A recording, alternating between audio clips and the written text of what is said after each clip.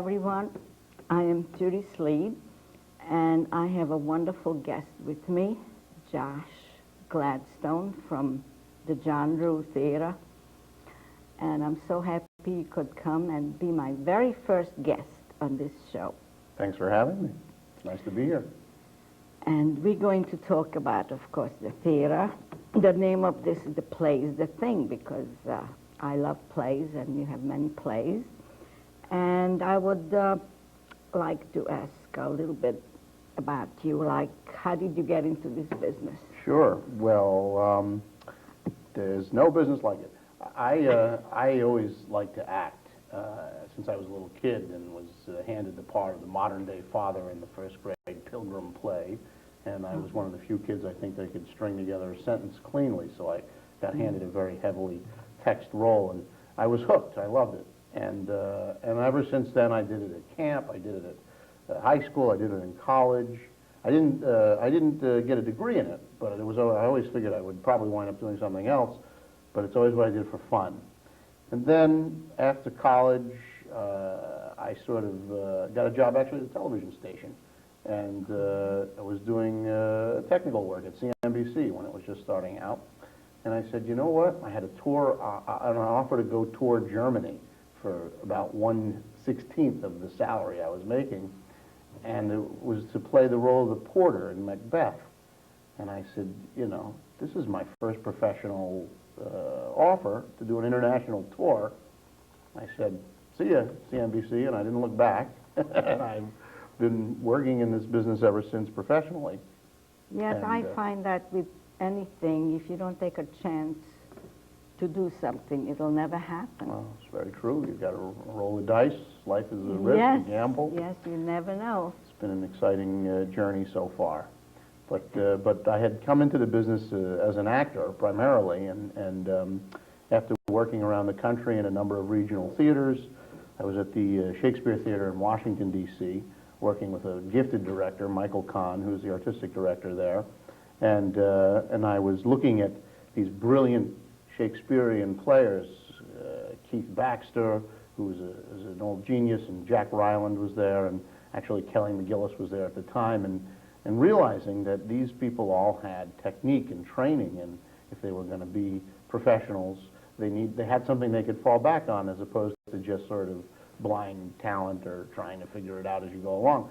So I at that point, after that job was over, I said I'd better go and get some serious training and figure out what the method is all about and understand what it is to use your voice expressively and to be able to use your emotional connection to your body to better express yourself. Yeah, you have a wonderful voice. Thank you. Thank you very much.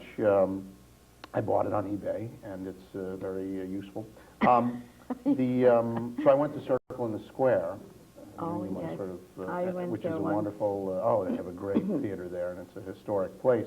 But they also have a professional workshop, which is very well regarded, that they do down in the basement under the Broadway stage. And you work with brilliant teachers there. I had studied with Moni Yakin from Juilliard, and Alan Langdon, who was a great teacher, and Terry Hayden, and a number of other terrific directors, and John Stix was there, and we had master class seminars with different artists came in.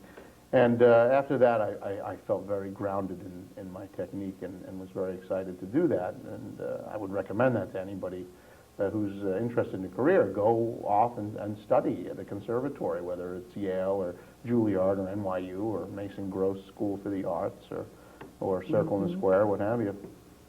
And would you say that there was a favorite actor that you like to work with? Well, you know, there have been a lot of terrific actors that I've been blessed to work with.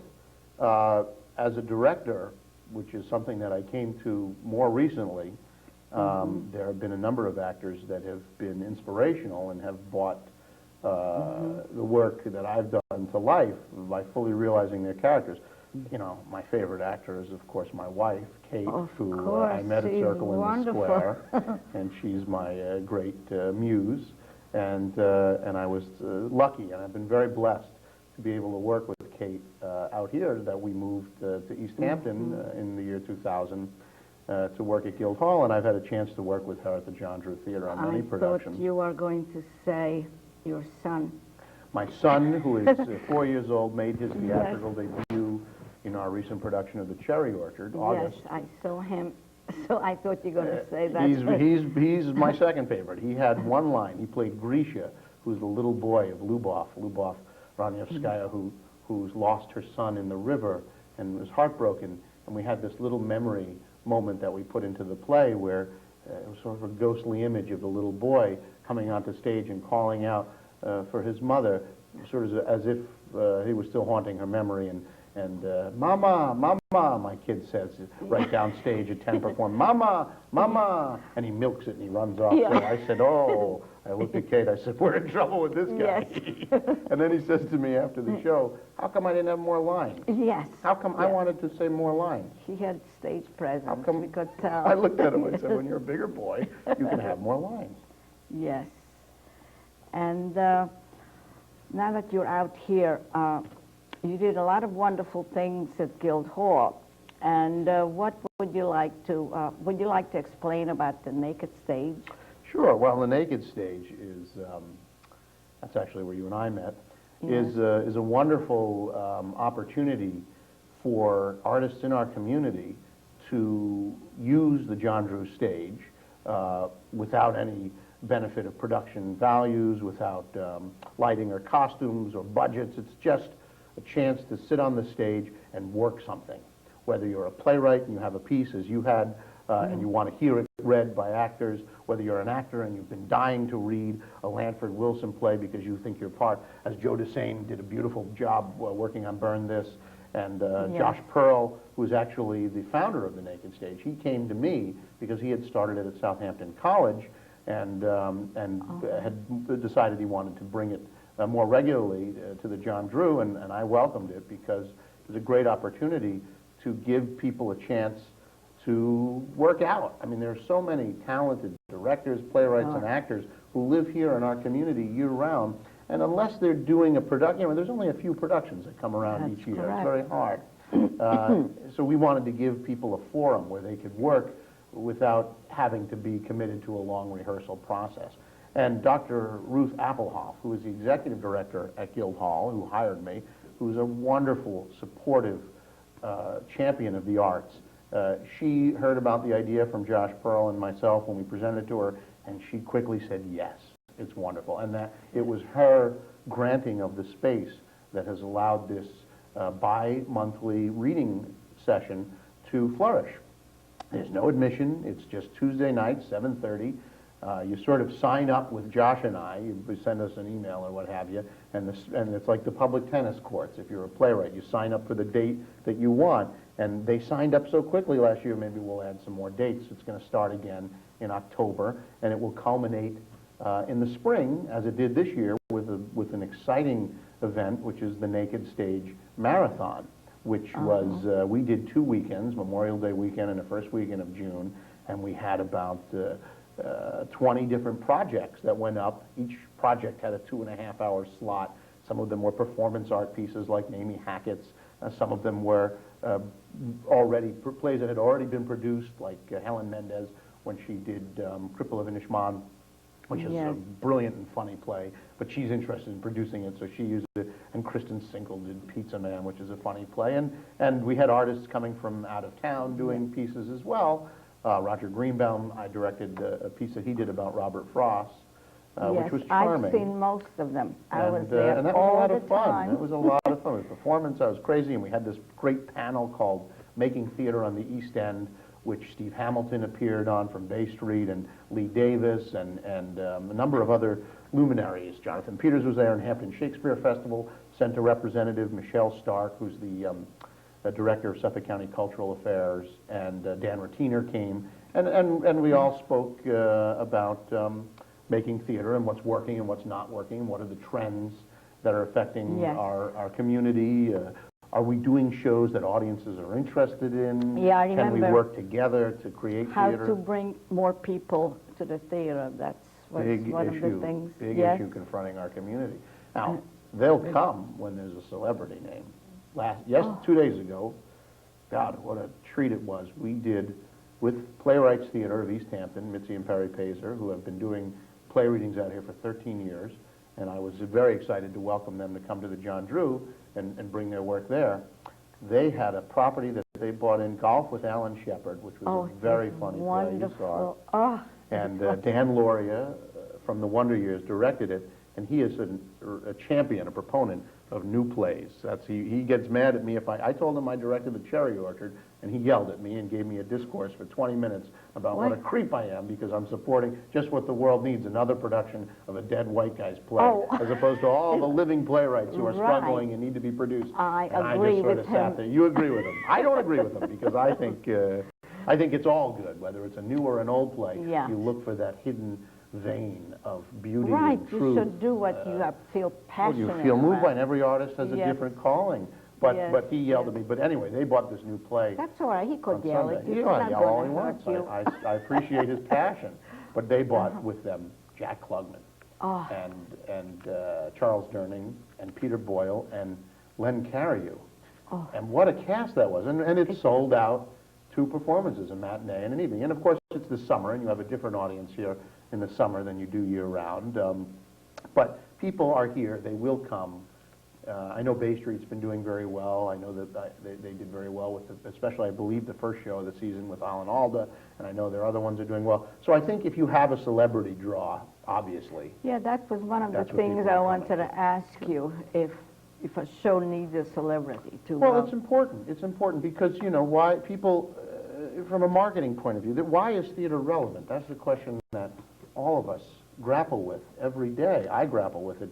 You know, every producer grapples with it. It's not just, it's not a pursuit that you're going to come to because you're going to make money and you're going to get rich and famous. No. Those are not the reasons. Because the not majority even on of us Broadway are takes not a long time. rich, and none of us are known, and we just work at it nonetheless.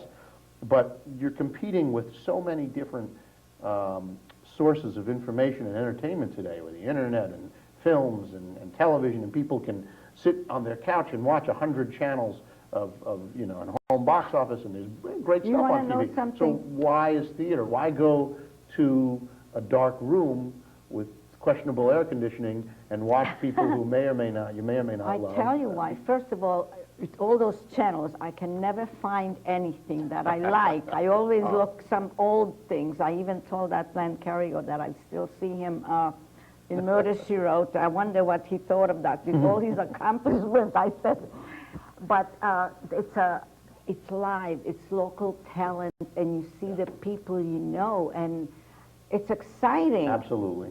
That's exciting, because what you hope for, because it's sacred, because the theater is a church, because you go there, hopefully you go as a community, Yes. as a communion with a truth that will hopefully come out of the work, whether that truth is something about the ephemeral nature of life, because theater is ephemeral. You put a show up, it happens, it goes away, it's gone. All you have left is a memory of it. So hopefully you go with your community and you are moved, you are reminded of basic human values, things that are important to you, and hopefully you come out with a new idea. You've been shocked, you've been titillated, you've been amused, you've been aroused, you've been moved to tears or laughter, you've been entertained, and you support. Yes. Obviously what I'm going to do at the John Drew is support members of our community who have work, but also the celebrity is important because, you know, there's a reason why some of these people are celebrities, because they're gifted artists. Seeing these 4 old guys on stage, each one a master, playing with each other, they're great. Their sense of timing, their sense of truth. When Charles Durning does a line about his lost wife, Maggie. Maggie, I miss you. It's like a great violin sonata. It's beautiful. Tears are coming down because here you have the story of this old man who's lost his wife and is looking for, every morning he wakes up, thinks she's in bed next to him, and then he really wakes up and realizes she's gone. Every day he goes through that loss. Profoundly sad, but how do you deal with that loss and move on? People get it from religion, they get it from counseling, but the theater is vital because you can get it from there, that sense of appreciation for beauty. Anyway, I'm going to get off my soapbox. No, that's wonderful. You're wonderful. I was thinking, and also after a show, people could mingle with the people who are on stage, and I just think that even local people could get a name, get famous in their own community, like you. So I think people would come and see you. That's nice to say. It's not about fame. We don't do this for fame. Fame, It's no. not, I mean, I don't think any of these guys, I mean, Charles Durning was, starting out as a boxer, and then Joe Papp saw him and said, why don't you come and do Shakespeare in the Park with me? But I think you do it because, hopefully you do it, if you go into it thinking, I just want to be famous, and a lot of kids do that. They go to L.A. and they say, I'm going to be a movie star.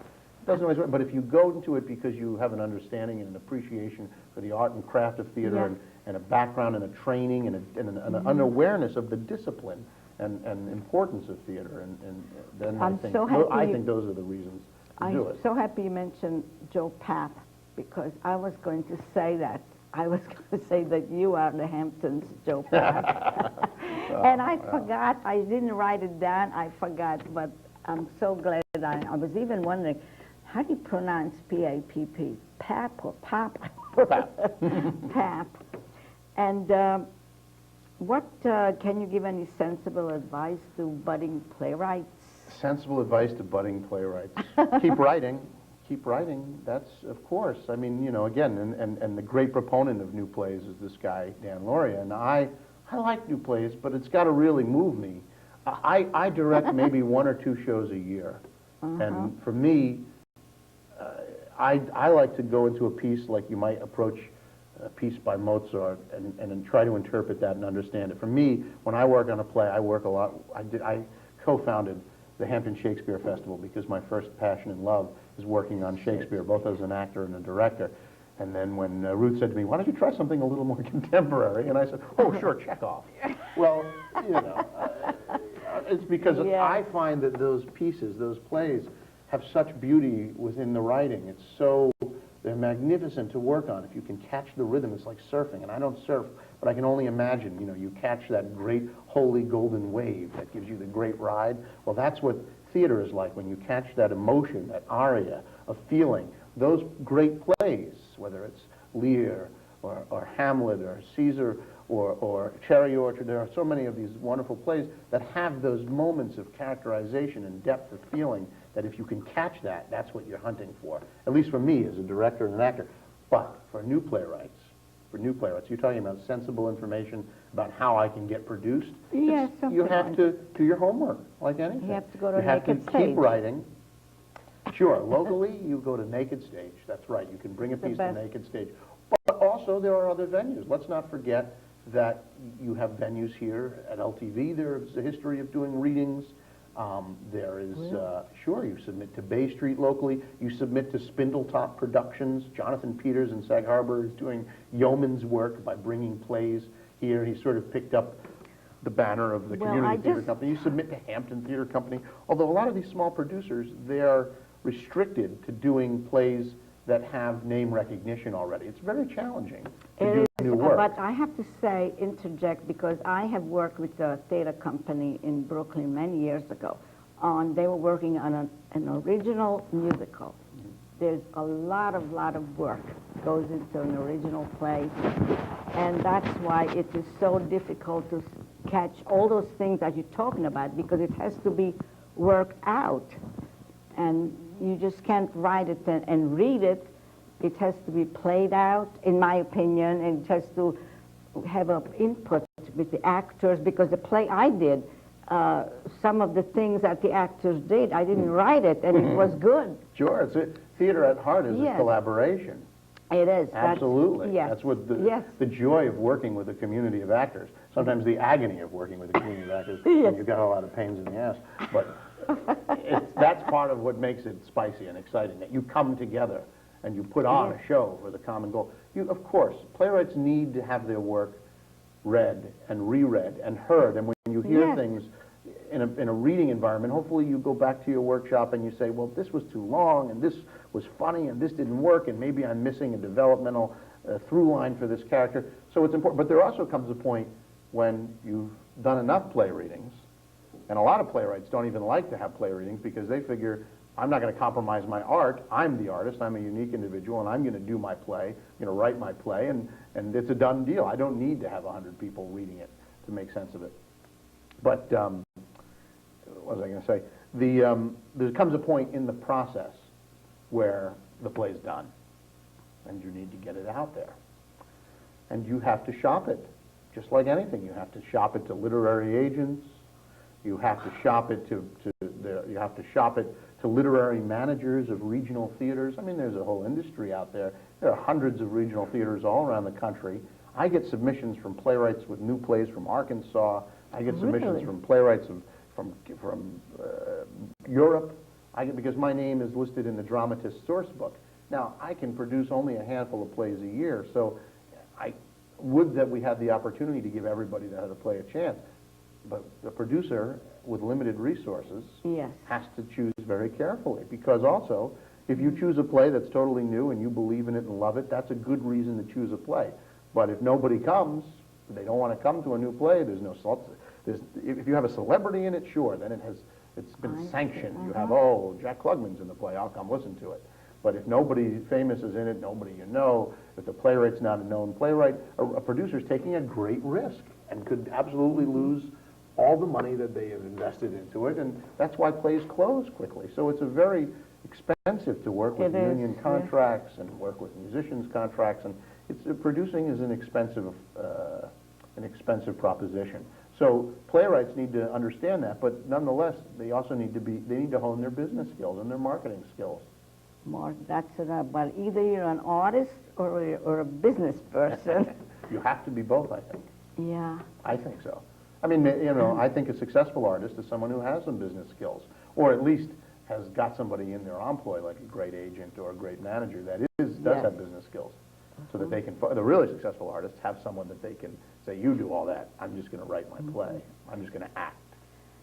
Well, it was a very wonderful experience to have you on this show the first time, and I mean, I couldn't have picked a better person to talk about plays, and you were very, very interesting, and I hope to get maybe you'll come back some other time. I'd be happy to come back, but there's some terrific people out here. I hope you'll have them as your guests, because it's a great show. It's great to be supporting theater on the East End. Okay, well, thank you again, and bye. Say goodbye. 2 minutes? 5 minutes more. Oh, okay. 5 minutes, probably. I was going to say that we didn't mention Mercedes Ruehl, who was in the play. Oh, yeah. And what you say she drew in people? What's that? But people came. She did a reading, not a play. Well, Mercedes Ruehl is a generous artist. She lives here in our community, and she's done work at Bay Street. She's done work at Guildhall, and she is very, very generously suggested she would like to do more at the John Drew. She would like to use it as a resource for plays that she's interested in developing. And so we've been delighted to we had her do a show that she worked with Primary Stages, which is a great off-Broadway theater in New York, called Woman Before a Glass, about Peggy Guggenheim. That was in the beginning of the summer. She jumped in and read Mother Courage with us at Naked Stage. Yes, I think her taste is just about like yours. She's a real artist. I mean, she absolutely, Yes. There's no question. She's looking for pieces that say something.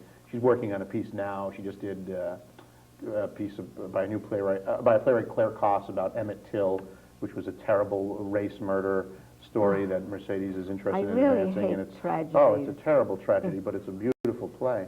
And I should pitch that Mercedes is going to be back at the end of the summer at the John Drew Theater, Guildhall, on Monday, August 30th at 8 o'clock. Tickets are still available for a reading of a play called Viva la Vida, which is all about the life and times of the great artist Frida Kahlo.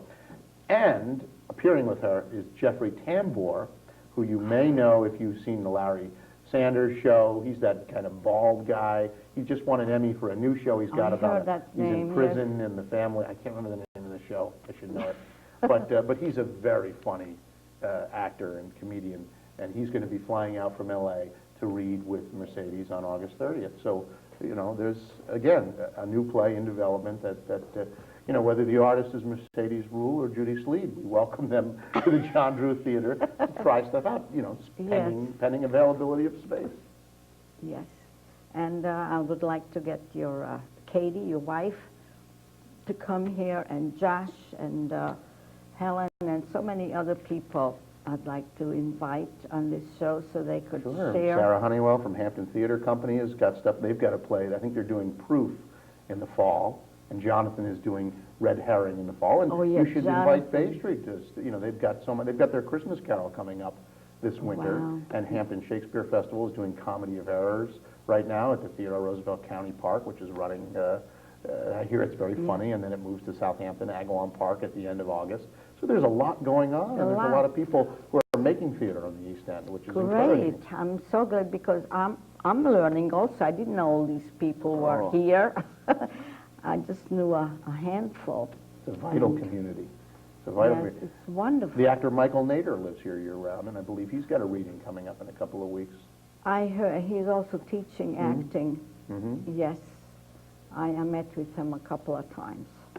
It's a good community to try work out. And then, of course, the playwrights that live here are, phenomenal. There are world-class playwrights, our neighbors.